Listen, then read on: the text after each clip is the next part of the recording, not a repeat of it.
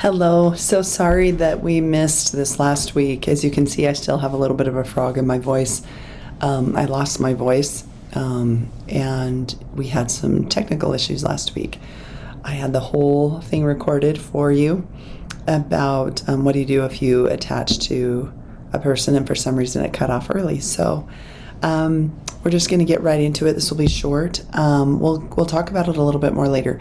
The trick with this is finding somebody that has this kind of issue. So I hope this will help. If you want more clarification, we can go to that. But let me share my screen. And here we go. I'll share screen.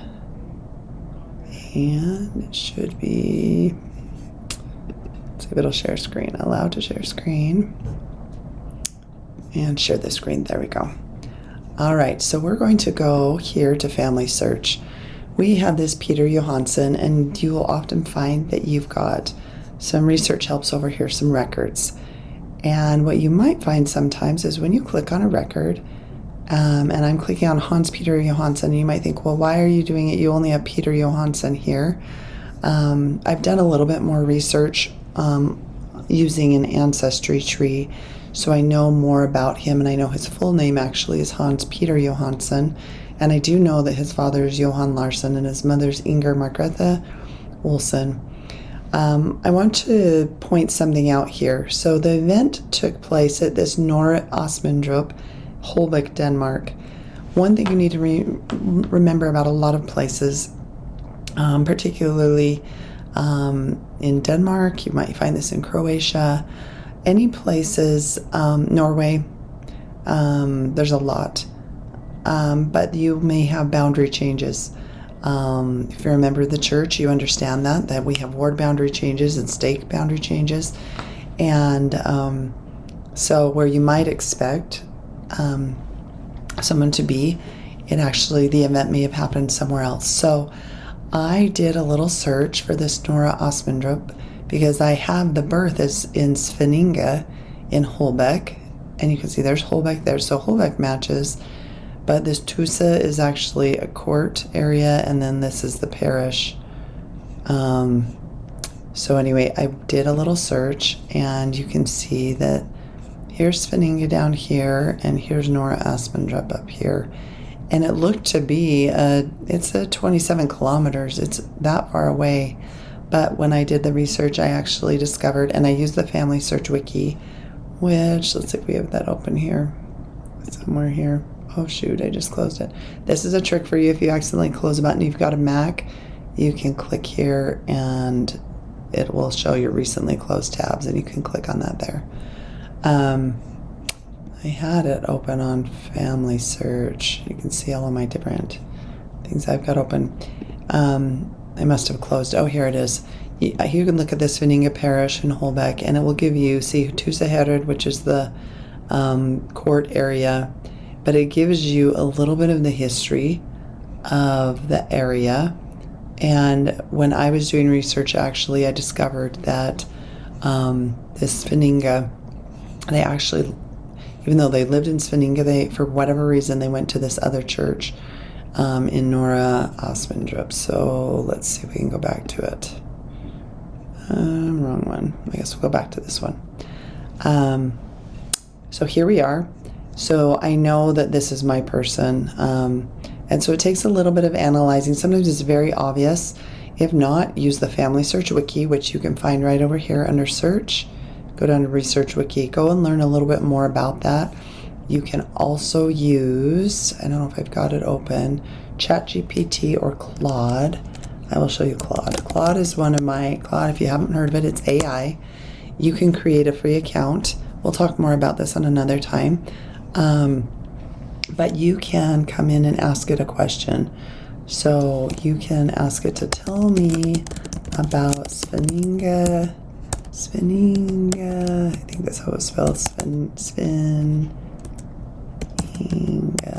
Parish in Denmark, and you can even put the county, but I'm doing it short to see what it does, in the late 1800s.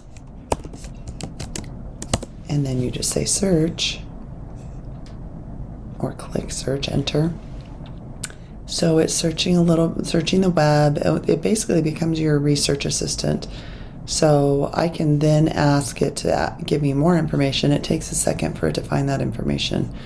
So it tells me here it was located in the Tusa district or Herod, which is now Holbeck. So that helps you to understand why you might see different names here, and you can see it goes on and on about it. It's continuing to tell me. And then I can refine that question right here. So we'll talk a little bit more about that, but I highly encourage you to create a free account. I really do like Claude. I like it better than ChatGPT, and we can talk about that more later, personally. So let's go in here, and now that I know a little bit more about the places, I'm going to say review and attach. So this is what we're going to talk about. If you come across this can be so confusing for so many people, this detach. What in the world? It says this source is attached to someone else in family tree, Hans Peter Johansson. Well, I know that this is my guy. I need to edit his name in Familysearch. But I want to be able to attach this to my person, or at least merge these two if I know they're the same. So what I do is I click on Peter's name right here, and it opens up a little box. And I can see, because I've done a little research and I know a little bit about the place, this Svinninga Tusa Holbeck in Denmark. If I click on his name, it took me out of that attaching phase, but I can look here. I can see the christening actually happened at the Nora Aspendrup Church. So they left their little parish for whatever reason and did the christening here in that church that was 25 kilometers away. That's not necessarily normal, but I was able to do a little searching. So if something looks a little off, don't merge it, combine it, attach it. Just move on or get the assistance of someone else. So I'm going to go back here. So now that I've looked at that, then I come over here and I click on this Hans Peter Johansson. So remember, 28th of November 1857 and 28th of November 1857.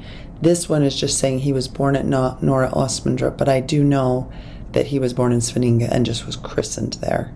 So I know that this is the same person.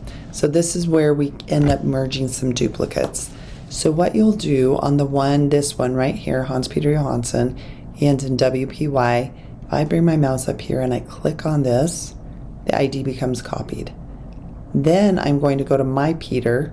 This is the one that's in family tree. And I'm going to click on his name. And then I click on person. I'm going to go to his person. So now I'm at his page. I've copied to the clipboard. Can't see it, but if I paste, it will paste it, the duplicate. So I come down here to the bottom under Tools, and I go to Merge by ID. And then it's Command V or Control V for paste, or you can do a right click with your mouse and continue. And now we get this view. This is our merging duplicate view. What it does is your duplicate here, here's your surviving person, and this will be your resulting person. You get to choose if you want Hans Peter or Peter. I am going to do Hans Peter because from the original christening record, which this is, or which we saw, it was Hans Peter Johansson. So I'm going to put that there. And this birth is more standardized, 28 November 1857. Anytime you see caps like this or it's abbreviated, make sure you spell it out. So it allows me to do that. The one thing that I don't like, actually, as I did that is, oh no, I do like this. This one did say he was born at the church that he was christened at. This is where he's christened. This is where he's born. Generally, you'll have them born and christened in the same parish. For whatever reason, this family didn't do that. And then we scroll down and we see there's Anna Nelson, and then there's children, and then there's the parents. So all of this matches up. So I feel very comfortable that this is mine. You can also group by relationships, and sometimes this changes. It usually will, if you've got multiple parents, that's generally what that will benefit you for. But we'll scroll down and you can see all of these sources, including this one, now will be in our final resulting person. And you can see that this was the old ID number, it ends in WPY. This surviving person ends up being this one that ends in CX3. And so I will merge this together. And then I give a reason. So I will say the first and last name did not exactly match. So, but the birthplace matched and the date. Actually, Christine place and date matched. We had a little bit off on that one. Parents matched, spouses matched, and it doesn't give anything for siblings. So we will just say submit. And that shows that you gave some thought. You weren't just willy-nilly merging it. So now that we've merged that, if I go to the sources, it should have that record for it. It does right here. There's this church record is now brought over. That's his original christening record. And if we look at it, I always recommend looking at the original document. If we go look at it, let me scroll in. You will see there's Hans Peter Jensen. And if you look over here, I believe that's the one. Let's see. There could be more than one. Oh, ours is Hans Peter Johansson. So that's another thing. I should have brought my water in. Excuse me. Hans Peter Johansson. So that's a rookie mistake. We look right here, and you can see that he was born at Svenninga, but he was christened at Norra Asmundrup. So that's why it's so important to look at the original records to see what you can find. So he's christened, dopt is christened, so he's born on the 28th of November. Pardon me. And then he was christened on the 10th of January. And you can look at the top, there's usually a column, and this is the christening date. Excuse me, I apologize. I'm trying to help get this out. So now we know that that is him. And so now that that's been merged, that record is attached. And we don't have that duplicate. I think I have a cough drop. I apologize. Actually, I have a mint, so that will do. I do want to show you one more instance of merging a duplicate. Let's see if I've got it open here. Well, this isn't, we'll see. We're going to refresh this one and see if it shows up. That one should now disappear. Now you can see that that disappeared because now he's Hans Peter Johansson. The one that was just Peter is gone. So sorry. So I'm going to close that out. And I have one more I wanted to show you. If I... Sorry, I can stop coughing. All right, we've got this Johan Larsson. He's related to this family. He's Hans Peter Johansson is his son. So sorry. If we come back up here, it says there's a possible duplicate. Remember, before you look at it, look at everything that's on this page. And we look, he's married to Inger Marie. These are his children. And even on the children, I will click through and I'll look at every single one. And most of these say born at Norra Asmundrup. So what I know now from looking at the original record, I would verify that. There's a chance that they were these earlier ones were born there. And then maybe the rest were in Svenninga. But I would try and make that accurate once I've looked at the original records. Okay, so I've got a few records here I can attach, but I would like to resolve a duplicate. You can see I don't have very much information here. I just have 1825. If I click on the sources, I can see where those came from. I can click on this and see if maybe it was indexed. And it doesn't say, it just says a birth year, and that was estimated based on his age. So, but I can look, if I look back at, let's look at this again. If I look at this 1855 census, let's just see where he's living. So it's saying the census, he's living in this Norra Asmundrup. And it may be, let's just click on it and look at it. We go in, sometimes it will tell us on the side or at the top if it's a different farm. This one I'm not seeing it here. If we find him, here's Johan Larsson and Inger Margrethe Olsdotter, and you've got two of their kids. And this is the Danish census. If we go back, we can use these little arrows on each side, and I can go back, and I will just look at the top. This is page 13, and I will just look to see if there's any notations about which little town they're living in, or I can scroll down here at the bottom and see if I can find the beginning of the book. It looks like I'd be best to just go back page by page. So for the sake of time, we're not going to do that right now. But I look for those clues. Where could he have possibly been born? But I know he's living in that parish area. So let's see if we can go back.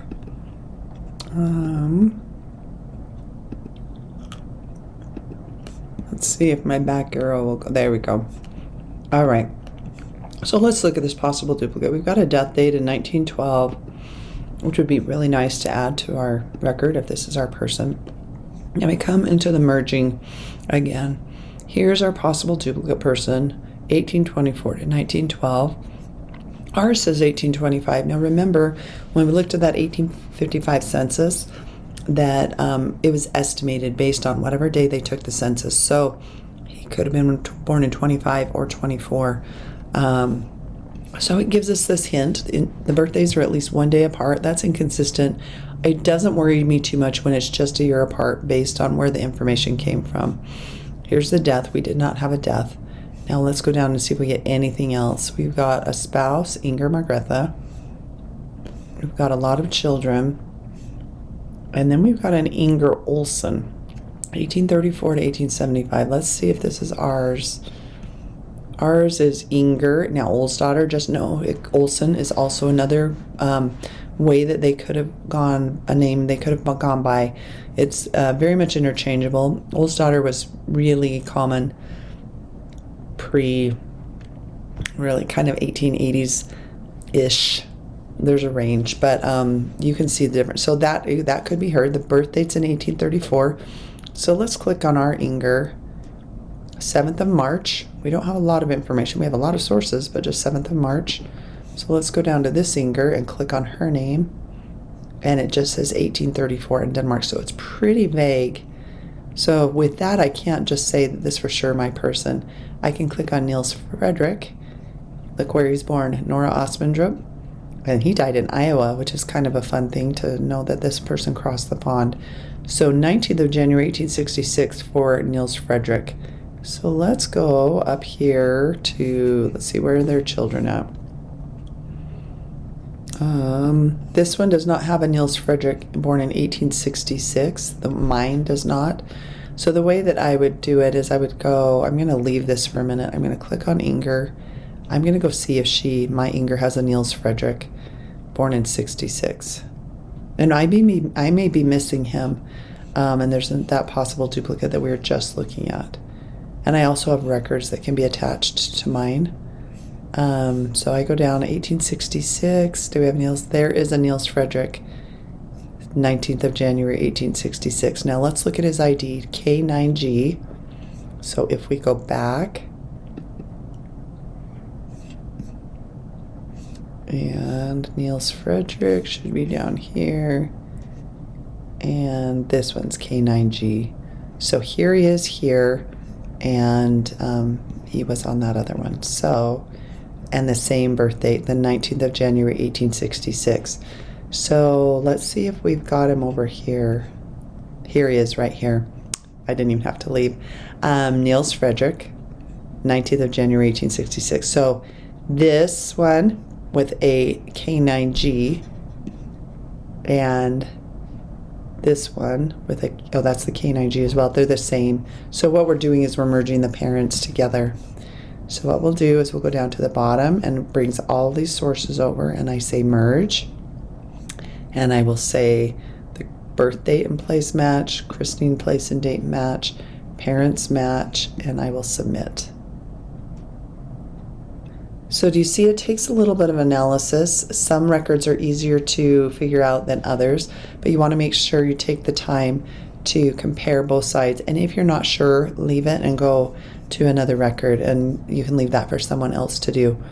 So one of my next goals is I'm going to look and see if I can find any record. I would want to attach these records if they are him and see if I can find a specific birthplace for him. If I can't, what I can assume is that he likely was from this Svenninga or this Nora Asmundrup parish, and I can start looking in those records in 24 and 25 for a Johann born to a Lars. So Sen means the son of Lars. So those would be my next steps. So I am going to unshare. I'm so glad that you could join us today, and we will be talking next week about AI and how you can use AI to increase your search, and hopefully my froggy voice will be gone. So my invitation to you is just to start going around in your tree and see if you can find an instance of this. It may take a little bit to find an instance where you've got duplicates or where you've got a record that's attached to someone else, but we'll give you the opportunity to practice attaching records. And if you forgot about that, I believe we covered that in one of our previous episodes. So have a great week. Thanks.